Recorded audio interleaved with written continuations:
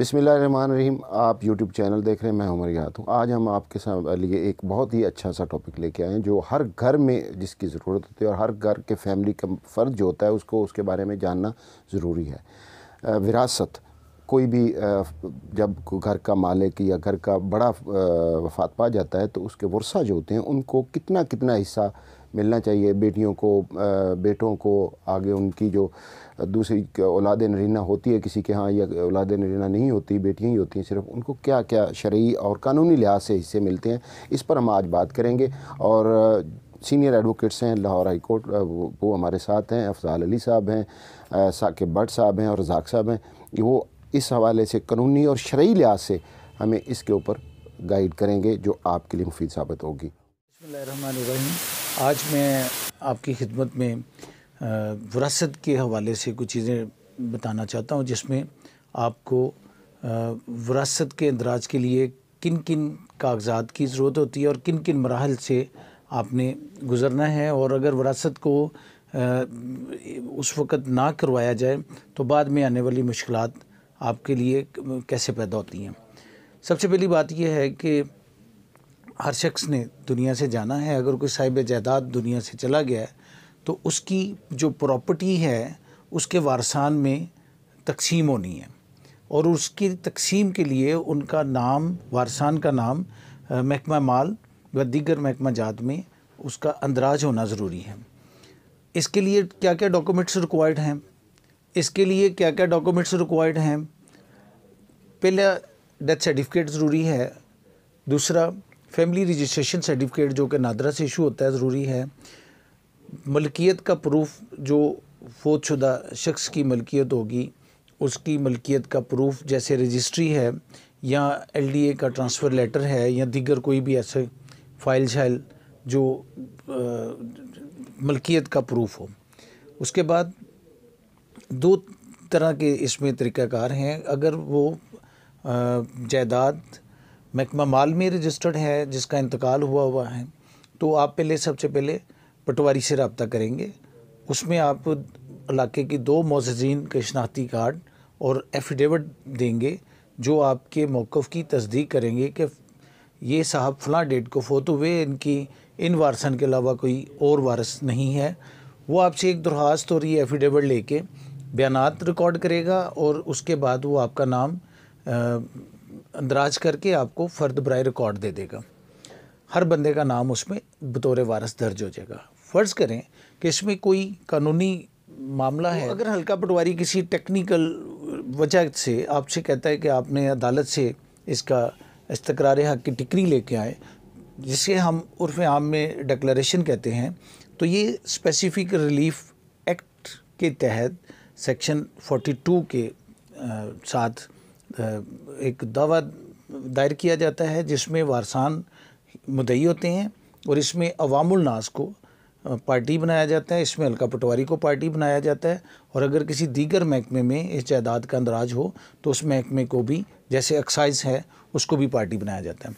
अब अदालत में आपने मलकियत का proof, family registration certificate, death certificate, तमाम लोगों के शनाख्ती कार्ड पेश करने हैं और अदालत आपको कानूनी जायज़ा लेने के बाद इन फौतशुदा शख्स का वारिस डिक्लेयर कर देगा। उसकी मुसद्दका कॉपी और बयानात हल्फी आपने दोबारा पटवारी के पास ले जाने हैं और वो आपका इंदराज कर देगा। इसी तरह अगर आपकी वही जायदाद एक्साइज़ एंड टैक्सेशन के ऑफिस में रजिस्टर्ड है, इसी डिक्लेरेशन की copy excise and taxation office में भी जमा करवा देनी है ताकि वहाँ पर भी आपका अंदराज हो जाए और वो आपको नए वारसान के हवाले से PT1 की कॉपी जारी कर दे और हल्का पटवारी आपको फ़र्द बराए रिकॉर्ड जारी कर दे। बिस्मिल्लाहिर्रहमानिर्रहीम। आज के दिन में जो टॉपिक जिस पर मैंने आपसे डिस्कस करनी है वो है विरासत, और दूसरे लफ्ज़ों में इसको मिरास भी बोलते हैं।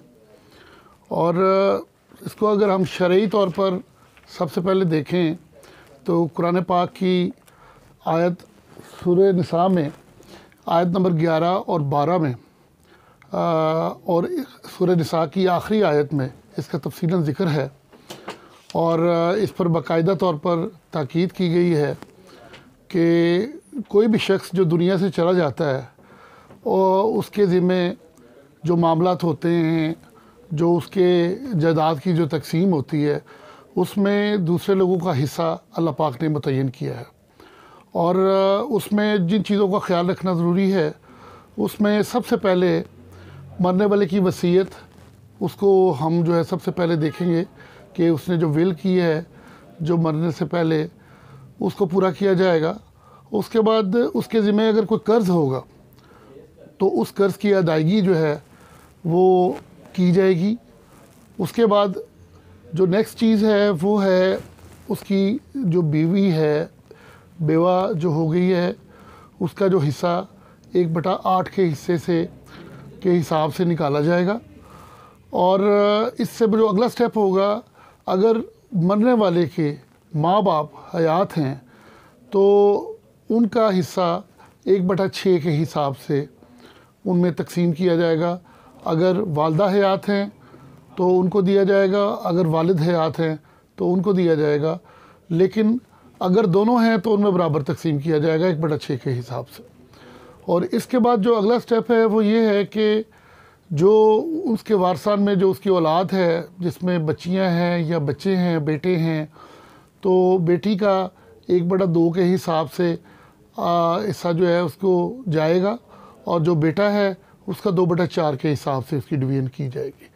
ये तमाम मामला जो है ये शरई तौर पर बहुत इंतहाई ज़रूरी हैं। अच्छा, विरासत की तकसीम में एक चीज़ और भी जहन में रखना ज़रूरी है कि बाज़ का सिचुएशन इस तरह की होती है कि अगर किसी शख्स की खाली औलाद में से सिर्फ बेटी ही है तो उसकी जो प्रॉपर्टी की डिवीजन होगी उसमें आधा हिस्सा बेटी को और आधा हिस्सा जो है उसके बहन भाइयों को, जो मतलब उसके मैयत को जो बंदा जो दुनिया से रहलत फरमा गया है उसके बहन भाइयों में तकसीम किया जाएगा।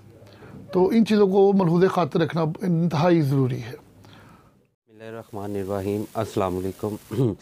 मैं आज आपसे शेयर करने जा रहा हूँ, एक शख्स जो साहिब जायदाद है, अगर वो इंतकाल कर जाता है तो उसकी प्रॉपर्टी किस तरह आगे डिवाइड की जाएगी।